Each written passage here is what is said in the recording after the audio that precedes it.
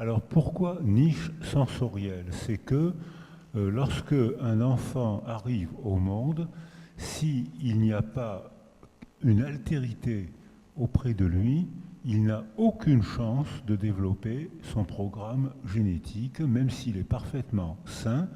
S'il n'y a pas une altérité autour de lui, eh bien, il ne développera rien de son équipement. Alors, je commençais ce matin par cette photo et je disais que vous avez tous reconnu Oedipe ici à un stade très précoce de son développement. C'est-à-dire que c'est Oedipe, c'est le spermatozoïde de Laios rentrant dans l'ovule de Jocaste, c'est-à-dire qu'au départ, c'est un déterminisme biologique.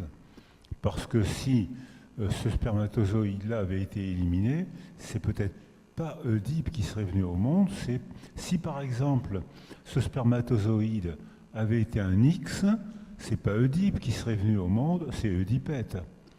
Parce que ça aurait été XX. Donc déjà, il y a un déterminisme biologique.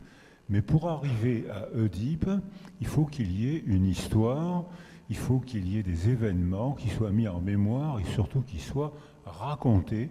C'est-à-dire qu'il faut que le Sphinx pose une énigme à propos de l'histoire et du mystère, de l'énigme de Oedipe. Et là, on entre dans la dimension humaine.